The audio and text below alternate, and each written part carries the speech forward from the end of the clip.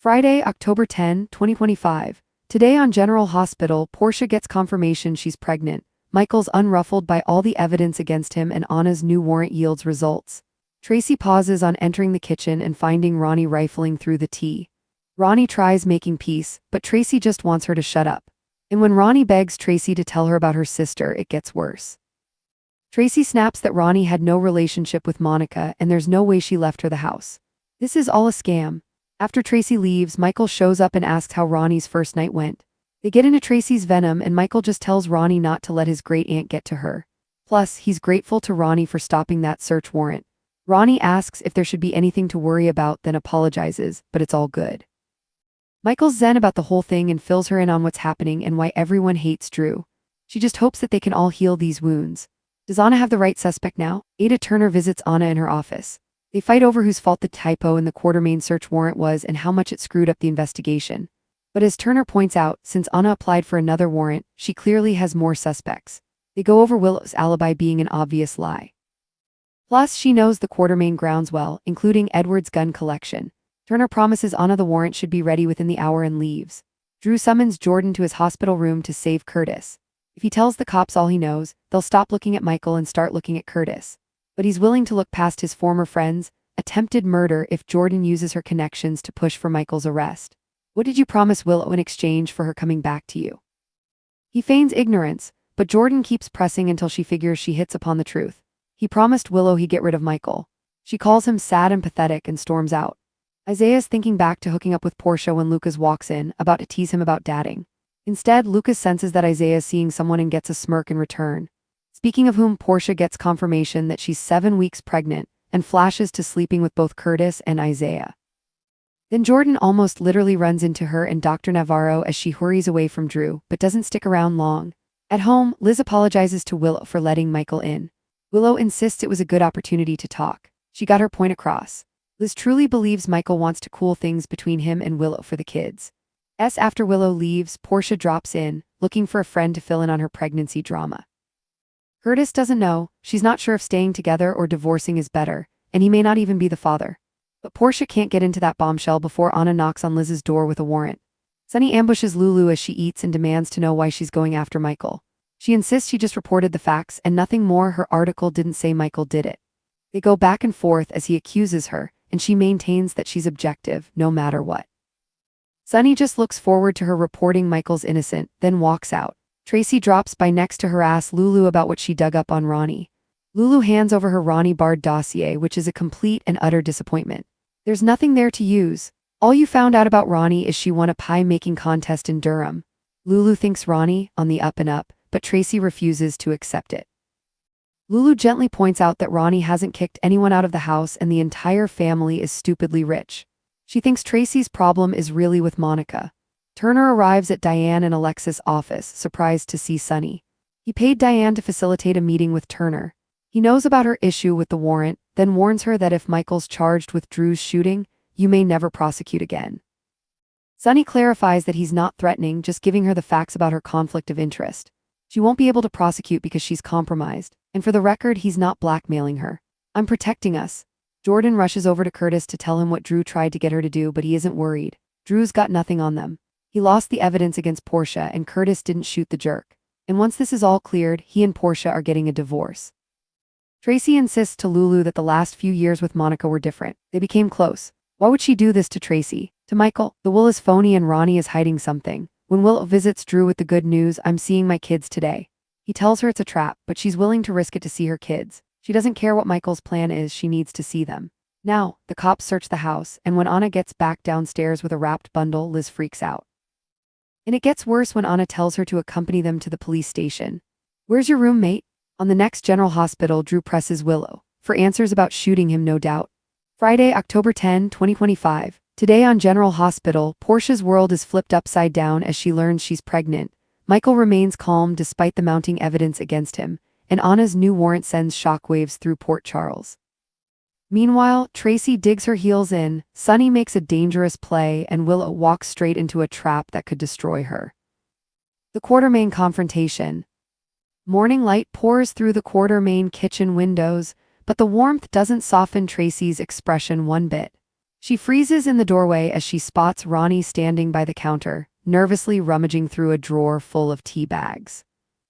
Ronnie, sensing the tension, forces a smile. "Good morning, Tracy, I was just looking for."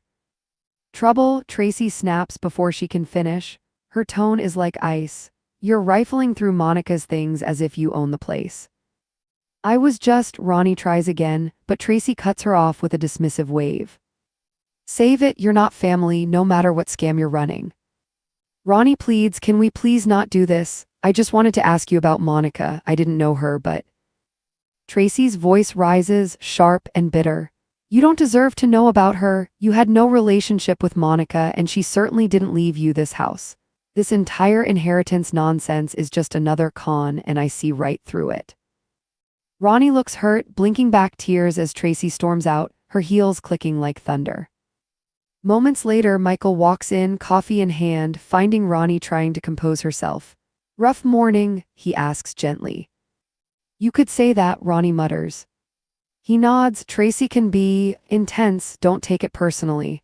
She's got a heart buried deep under all that venom." Ronnie forces a small laugh. "Is there anything I should be worried about?" Michael gives a casual shrug as though the entire world isn't imploding around him. "Not a thing. Let everyone think what they want. Truth always surfaces eventually." She studies him, almost in awe. "You're awfully calm for someone being investigated for attempted murder." Michael smiles faintly. "That's because I didn't do it, and because I have people like you keeping the wolves at bay. I'm grateful for that." Trouble at the PCPD. Across town, in Anna Devane's office, tension crackles in the air. Ada Turner stands opposite Anna, her arms crossed, jaw tight. "This typo in the Quartermain warrant was a disaster," Anna says, slamming a folder shut. "You compromised the investigation." Turner fires back, "Don't pin that on me. The clerical error came from your end, Anna. Maybe you should check your team before throwing stones." The two women lock eyes, two strong wills unwilling to back down. Anna exhales, collecting herself. "Fine, the mistake happened, but I've already applied for a new warrant. This time no errors will get it right." Turner arches a brow. "So you've got new suspects."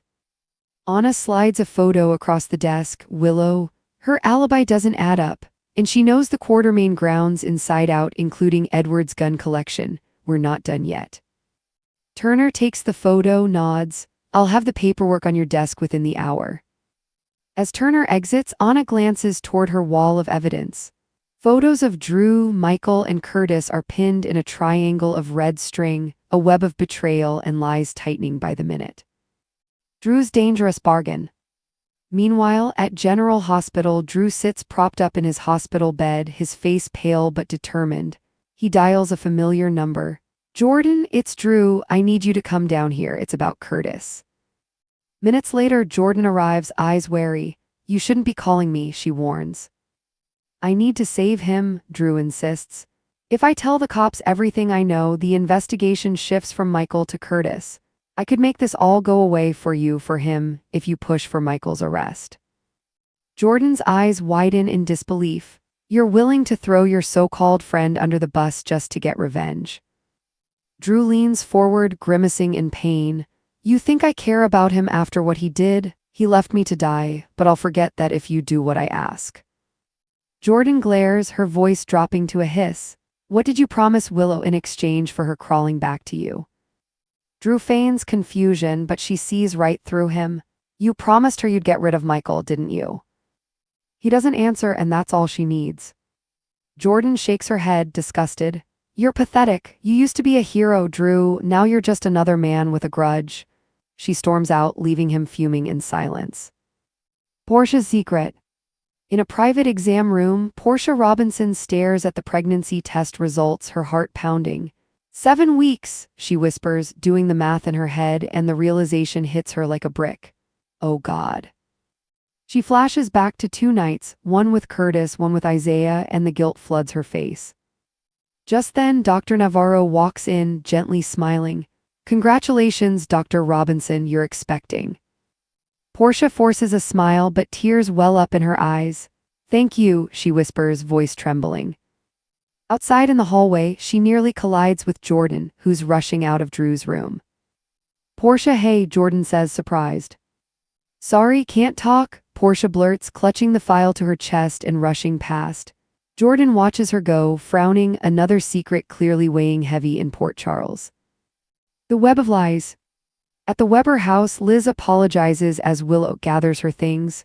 I shouldn't have let Michael in, Liz admits. I thought you didn't want to see him.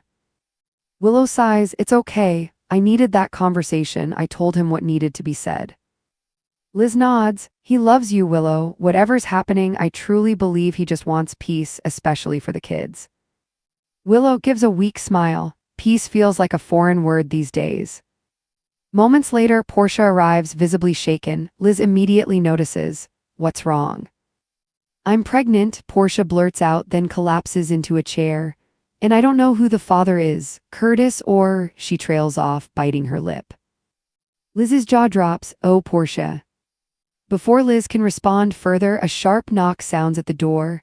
Anna Devane stands on the porch holding a warrant. Elizabeth Weber, I need to search the premises, now. Liz's heart leaps into her throat as Anna steps inside. Sonny plays his hand. At Kelly's, Sonny corners Lulu, who's halfway through her sandwich. You've got nerve writing that article about Michael, he says coldly. Lulu swallows hard. I just reported the facts, Sonny, I didn't accuse him of anything. You printed gossip, Sonny snaps. You think your words don't have consequences, you're stirring up trouble for my family. I'm doing my job, Lulu counters. I report the truth whether you like it or not. Sonny leans closer, voice low and threatening. Then you better start reporting Michael's innocence just as loud as you reported his guilt. He straightens, tosses some cash on the table and leaves. Lulu exhales shakily, but before she can process, Tracy appears in the doorway like a storm cloud. Tracy's next target. Don't bother finishing that sandwich, Tracy says sharply. I want to know everything you found on Ronnie Bard. Lulu hands her a thin file. Tracy flips through it unimpressed. This is it, a pie-making contest in Durham, that's all. Lulu shrugs. Ronnie seems harmless. Maybe your suspicion's misplaced. Tracy scoffs. Harmless? No one inherits Monica's estate without a hidden agenda. She's hiding something and I'll find it. Lulu gently sets down her pen. Tracy, maybe this isn't about Ronnie, maybe it's about Monica. You're grieving. You and she were close again before she passed, right? Tracy's face softens for just a second. Yes, we were. That's why I know she wouldn't have done this to me or to Michael. Her jaw tightens again. That will is a forgery, mark my words. Power plays and promises. Back at Diane and Alexis' office, Ada Turner walks in, only to find Sonny sitting in her chair. What the hell are you doing here? She demands. Sonny smiles coolly. Relax, Diane set up the meeting, I just wanted to talk. He leans forward. I know about your little problem with the Quartermain warrant.